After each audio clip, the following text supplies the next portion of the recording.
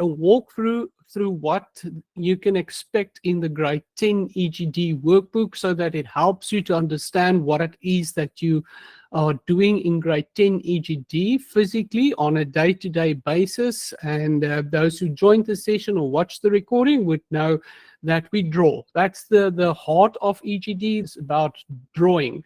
Think about EGD, engineering, graphics, and design. The name should tell everything to you. We have in the past had people that thought that it is the same as graphics design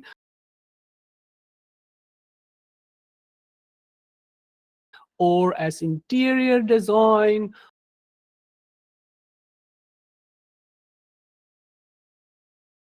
There are subjects like that, but the difference from engineering, graphics, and design, they could actually say, like we've said last week, it's technical drawings. That was the name description in past, which caused less confusion.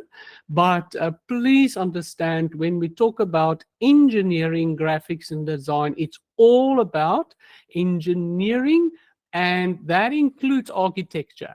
Right. So, well, the basics, the bare bone basics of architecture. What is important is that you understand that it's engineering, graphics, and design. So it's technical drawings. That means that what we do with a A3 drawing board, A3 papers, and then your workbook is also A3. Everything that we draw, that we do for tests, exams, and worksheets, and so on for engineering, graphics, and design, EGD, is technical drawings. There's a small little component in one of the chapters that talks about freehand drawings, where you do a bit of freehand drawing practice.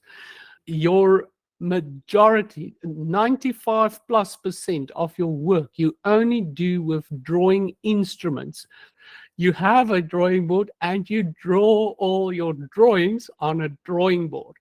Right, an A3 drawing board. Everything we do in EGD is A3 in size. Let's take it a step further from last week. Now that you know this, it's all about technical drawings. It's not art.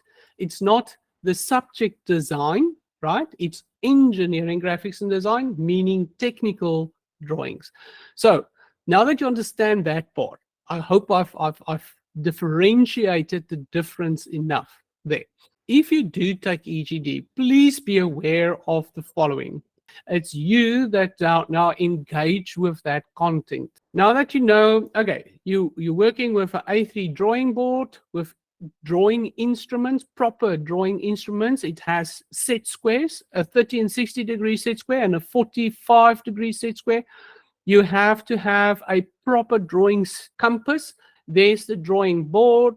There are all the other instruments. So my recommendation is that you do get yourself a bag. Now, they have a bundle where you can buy a whole bundle with all of these things included. Here is a whole bundle. That includes then everything. I suggest that you get a bag, especially if you're school-based, so that you can take this to your school and never leave this in the sun. A drawing bag, a board, these two set squares, the 30, 60 degree set square and the 45 degree set square, a circle stencil, and masking tape. Let the erasing plate you don't have to have. That's a nice to have. A proper compass and erasers, the French curve set that you use in grade 11 and 12. What is important so far? Last week we discussed what is literally in the workbook, what we're doing on a weekly basis in those drawings, and then I've now explained to you the difference between drawings and design and art. With EGD as a background, you can use that knowledge in art, you can use that knowledge in graphics design, you can use the technical drawings knowledge in normal design and interior design. We do CAD in EGD from grade 10. We start very basic, and then we just make sure you know what CAD is so that you can apply what you've learned in grade 10's CAD exercises so that you can do your PAT in grade 11 and 12. in CAD. You will use CAD in your PAT for grade 11, and then you'll use CAD for your PAT in grade 12. Those are the practical things that I want you to be aware of when you are taking EGD, technical drawings, from grade 10 to 12. The other thing that I just showed you now was the instruments and the workbook where we purchase it, or where else you can go and purchase the instruments. The workbook, do not purchase the workbooks for next year if you take EGD technical drawings before, firstly, the end of the year, meaning from mid-November into December. Don't buy before then, because every year the books changes and only then the new book is released. And then there are trustworthy local shops, I'm sure there are. However, so many students go and buy the workbooks from local shops, and then it's a book from last year's publishing, right? So it's an old version. It's a new book, but an old version of the workbook. And then you have to go and buy the new book with the new released version anyways, because we have to use the new workbook every year, because they make the changes based on what the IB and what the DBE and what CAPS and the SAGs require. So it's a whole bunch of things that influence the changes to every year's workbook.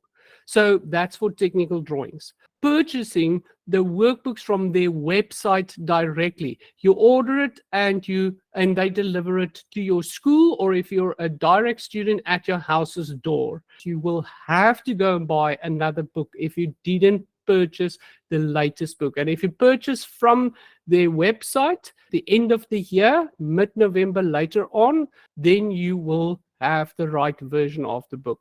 Closing note on the workbooks: you must, on day one, must have the book in front of you already. You can't wait till next year, the first day of school, and then decide to purchase the workbooks.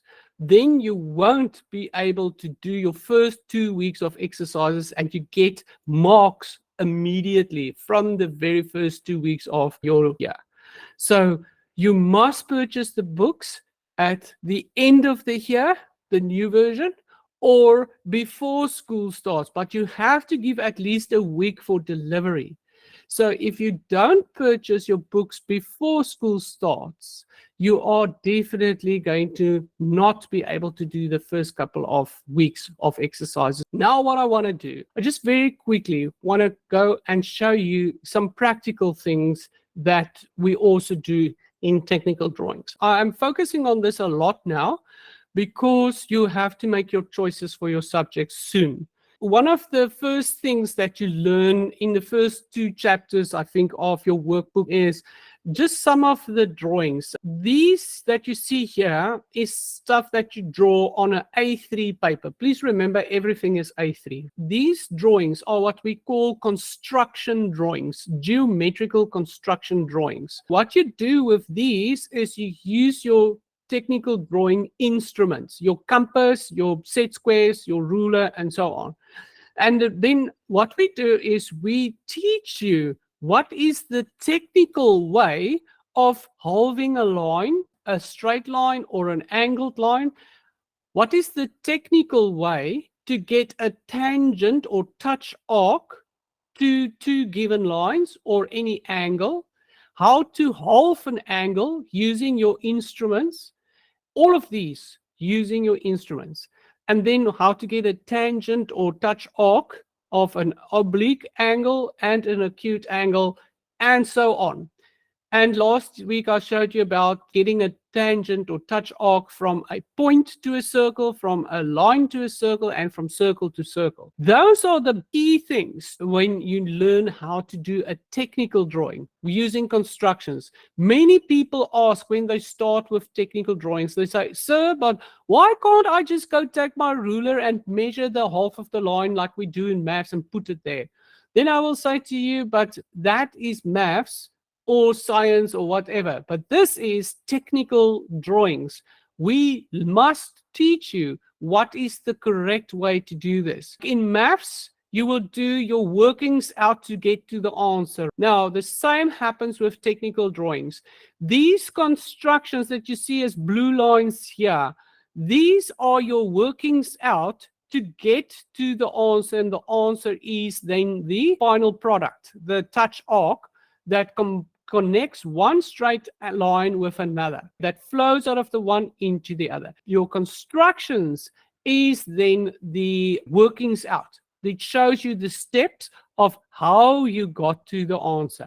And you get marks for every single one of these constructions. This is just 1 or 2 chapters of the year.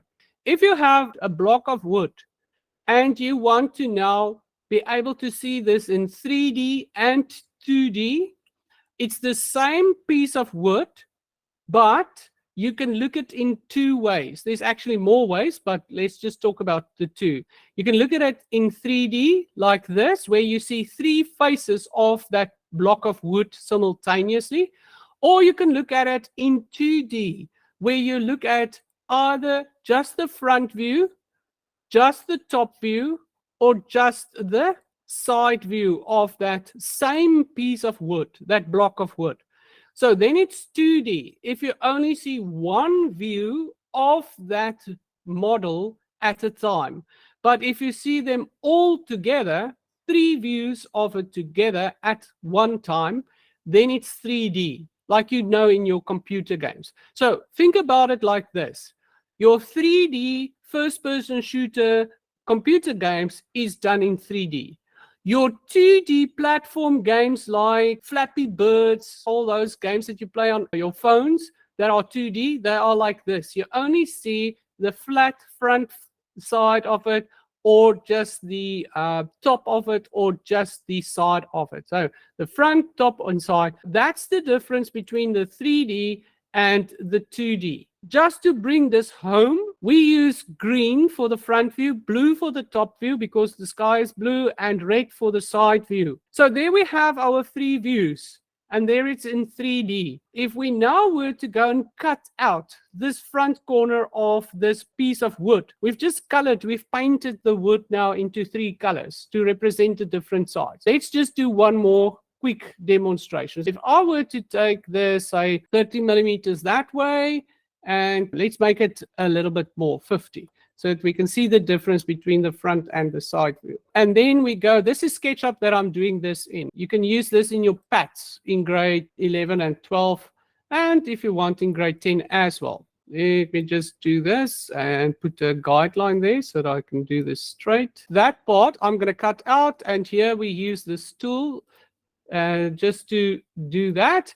Now, that color there is wrong because it is now part of the right view. Do you see? There we go. There we have our 3D model. It's still the same block of wood. Still got the top, the front, and the side view, the right view here that we see. If we were now to just look at the front view, that's what we will see. Let's just put the perspective off so that we can see it as it would be. If we tilt it, you can see there's a level difference. And this is the things you must be able to see in EGD, in technical drawings. Here is the front of the block of wood. That is also seen from the front. That's why it's also green. But you see there's now a solid line. And that solid line represents the corner where the wood has been cut out. And if I tilt it so towards me, you can see why there's a solid line there. If you can understand that and see that and it makes sense in your mind, then you know you should be able to see in 3D and 2D. You can see from here to that, and you understand why that's still the front view. Both of them that are green, but it's different levels of the front view. The same now goes. Let's go back to the 3D model. If we look at the right view, what do I see from the right to the left? So from right to left. Now we see that dark line there represents the corner where it's cut. And if I tilt it towards me, that's the reason why. Because we have,